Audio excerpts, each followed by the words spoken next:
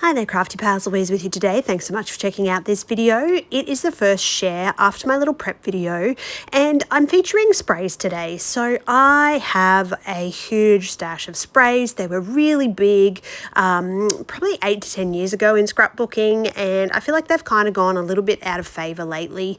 But in order to bust some stash, and particularly in terms of mixed media products, I really don't want these to go to waste. So in order to help inspire you to use your own stash items, we're going to create using sprays. And the first technique I'm going to share with you, it's called the reverse stencil technique. Now, I only choose a certain type of stencil, so you want one that's either got really thick elements to spray through, or you want one that's got really thick elements to reverse against. And you can see that I'm actually going to get three prints out of this reverse stencil technique. So the first one is quite intense in its color. You can see that off to the left. I'm then going to add just a little bit more of the lighter spray and some water to help soak and absorb into this. Now, spraying in between the colors helps them to blend into each other a little bit. And obviously you can see I'm using these shades of purple. I've chosen my mother-in-law's birthday photo from her recent 70th, and she actually loves the color purple, so it was a bit of a theme at the party, and that's why I chose to go with that color. But I absolutely love this technique. I think that it works really well. Those are the two colors that I've used. I have all my inks swatched in that little sheet that you saw in my ink stash at the start, so my spray stash at the start, so that I can actually see what each color looks like against white cardstock. Sometimes they just don't look the same in the bottle as they do when you start to use them. So that's why swatching can be really fun. And I simply just use a paintbrush, dip it in the pot of the spray, spread it onto a white cardstock, no gesso, no nothing, and then I just write the name next to it, and that's how I keep the swatch. So for this particular technique, I am going to get three layouts done. So 2 will be scrapbook layouts. I'll have another video coming shortly to match the reverse stencil technique, and then the other one is a little art journal. So I've just recently done a flip through of my little art journal just for fun. It's kind of helps me bust my scrappy mojo, and it's really just something that I enjoy doing. So I'm going to turn, you saw me print that reverse stencil technique into that little book, and I'm going to create a sort of a purple inspired spread in that as well. All right, so I've chosen some colors to go around my photo. Apart from the reverse stencil technique and choosing the photo, I sort of didn't have a great deal of idea of what I was going to do. So I had also pulled out my ephemera box, and I'm basically just going through and finding things that inspire me. So in this case, this is a Cocoa Vanilla Studio patterned paper that was full of gold frames. I thought that was really fun, and that's been sitting in my paper collection. This torn white background that I'm mounting the photo cluster on, it's actually a packaging item. So I don't tend to throw a great deal away. I keep it just in case there comes a time where I might want to use it. Yeah,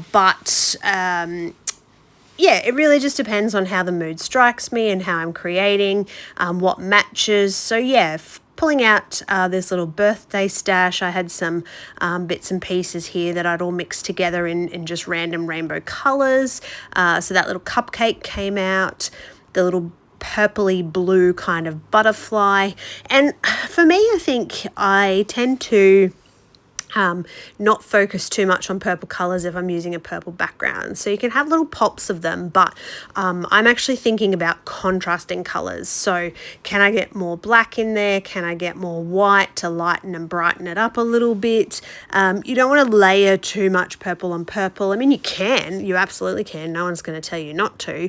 But my particular style of scrapping is that I'm working on contrast. So I tend to have that background layer of mixed media. So in this case, that spray through the reverse stencil technique.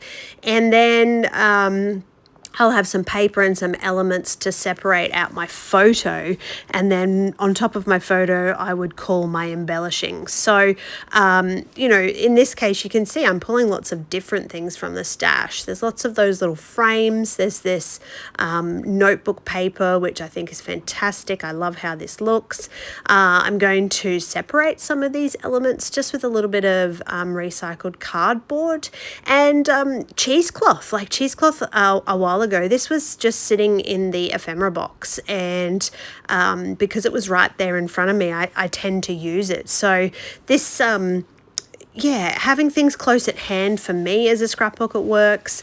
They're fresh in mind. So having sprays on my desk makes me think about how I can now use some more of my sprays and what kind of backgrounds I can create. And this is where it can get a little bit tricky as scrapbookers, in that we often can sort of put things aside or put them away in drawers, and if they're not fresh at hand or fresh of mind, yeah, we often forget about them. So a few little sort of older scrappy techniques in this one. We've got, yeah, that reverse stencil technique background with sprays. We have got some cheesecloth, some layering.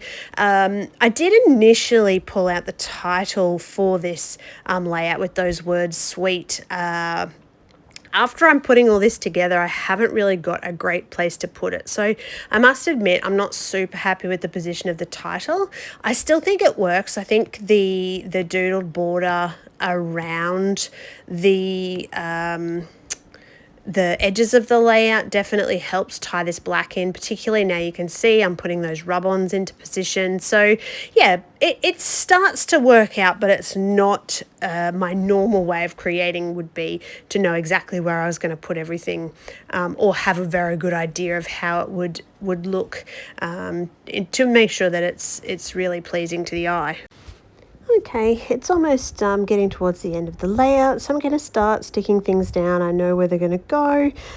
Basically, yeah, putting in the final touches. I always like to leave a little journaling memento, a little bit of border doodling. I'm going to have a quick tidy up of the space, put a few things away, photograph this one for the share. So that is the first of the layouts that I pre-prepped with you in a previous video.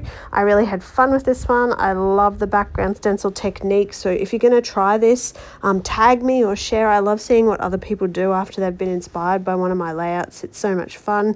And really, yeah, just want to inspire and create and share my creations out there in the wide world. Thank you to everyone who comments and leaves me feedback. It really is very much appreciated. That's my share for today. Enjoy and happy scrapping.